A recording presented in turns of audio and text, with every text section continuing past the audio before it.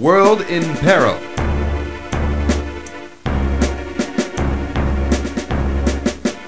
In a series of armored offensives, Germany has carried its blitzkrieg from Poland to France through city and countryside.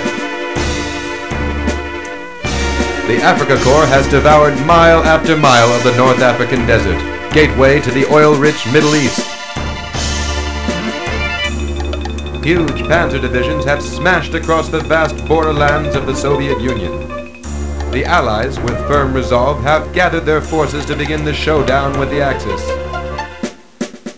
Millions have volunteered to join the war effort, the industrial might of America turning to arm the Allies as the indomitable British island becomes the springboard for a mighty Allied counteroffensive.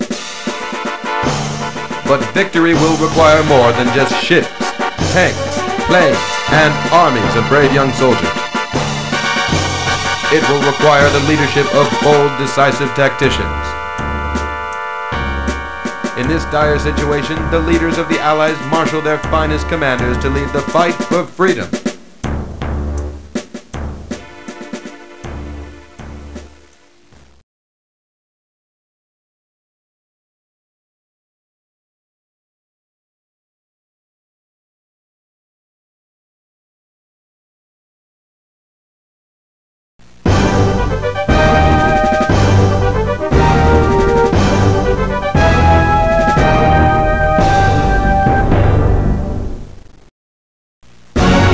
Allies on the march. Desert Duel. January 1942. Italy has struck into North Africa, intent on creating a Mediterranean empire. This opens the way for the German war machine to secure the gateway to the Middle East. If the Axis succeeds here, the Wehrmacht can slake its growing thirst for oil with the bottomless reserves of Arabia. Germany has sent the best to lead the best. Erwin Rommel will lead his newly assembled Africa Corps. He plans to use these same panzer troops which captured Poland with terrifying speed and ferocity to crush the greatly outgunned British troops entrusted with holding Egypt. The British have little to sustain them besides their bravery and wits. It will have to be enough, for any hope for an Allied return to Europe rests on their shoulders.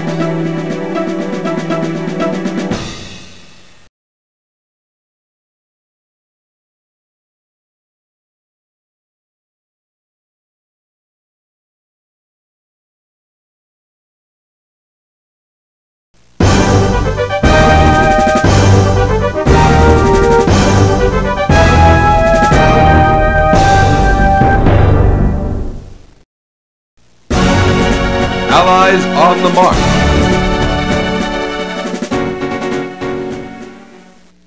War with Russia. November 1940. Most of Europe has fallen to the German blitzkrieg, and Britain stands as Germany's last major opponent, suffering under the aerial bombardment of her cities.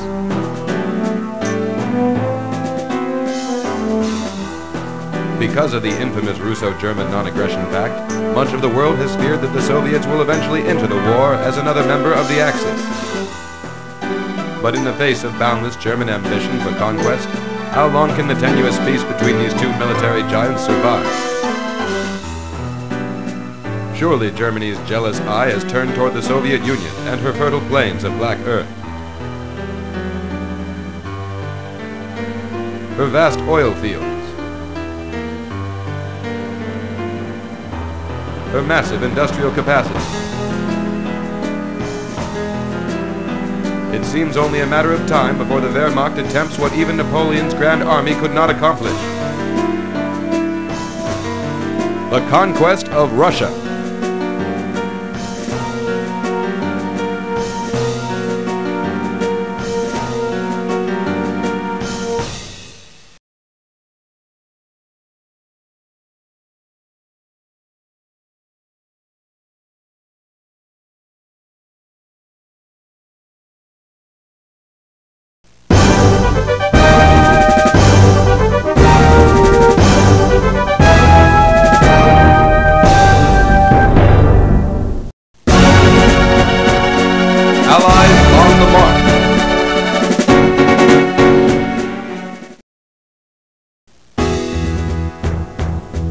winter strike.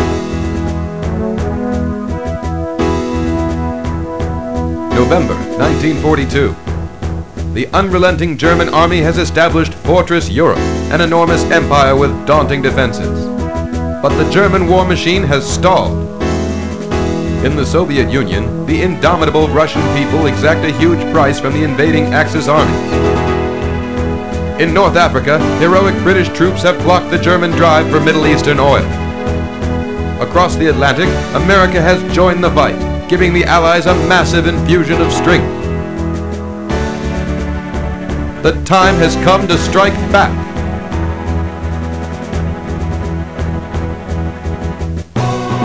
First, the Allies must drive the Axis out of North Africa, clearing a path to the soft underbelly of Europe. Meanwhile, they are making preparations for a great northern hammer blow. Thus, the Axis will face a two-pronged counteroffensive.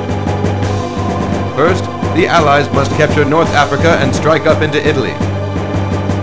Then, 1,000,000 men may storm the battlements of Fortress Europe. From these beachheads, the Allies will have to take back Europe, city by city, town by town, until the war is won.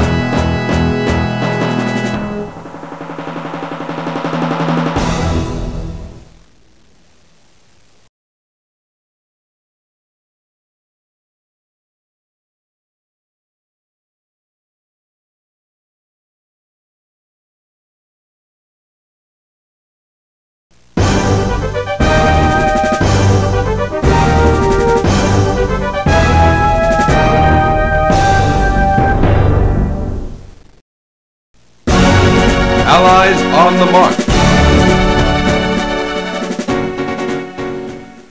Rommel defeated. The oil reserves of the Middle East have slipped like sand through Germany's fingers. Erwin Rommel and his Africa Corps were once the most feared fighting force on the globe. But the unshakable Tommies guarding the gateway to Asia Minor proved to be more than his match, and have shattered Rommel's armored spear. Having stopped Rommel's men at the brink of Axis victory, the British now forced the Africa Corps to scramble backwards through the sands. The initiative lost, the Germans struggled desperately to keep their oil-starved machines from being swallowed by the desert.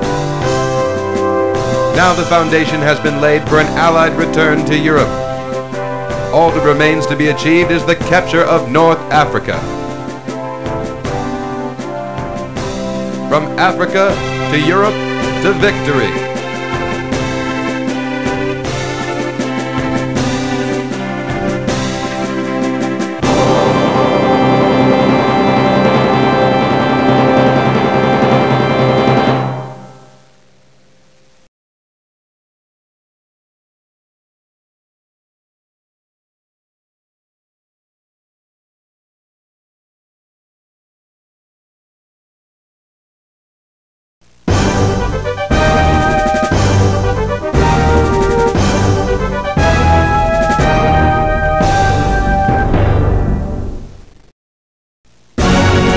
Allies on the march. Berlin falls to Red Army. After more than 2,000 days of war, Allied victory has won peace for Europe. Squeezed by Allied forces on two fronts and devastated by the legendary Russian winter, the Axis has succumbed to exhaustion. Following the disaster at Stalingrad, the Axis forces were driven back across Eastern Europe and into the heart of Germany itself. Triumphant Russian troops now walk the streets of Berlin.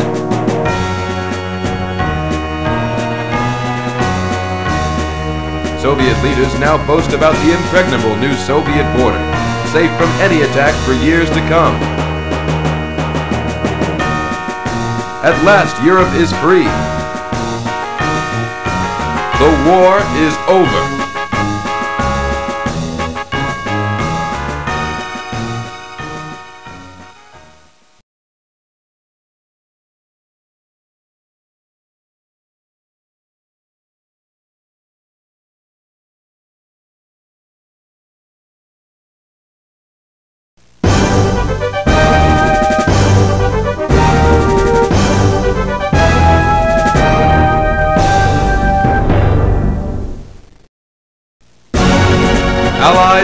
the march.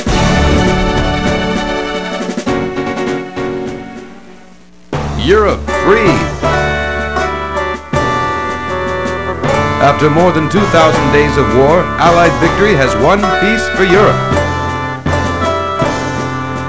Allied field commanders, like knights of old, have led their valiant troops to win the Grail of freedom, slaying the armored German dragon. The Russian assault on the Eastern Front mauled the bulk of the Axis forces, while the British and Americans liberated France and pressed east, squeezing Germany from both sides. In the end, valorous Allied troops captured Berlin itself.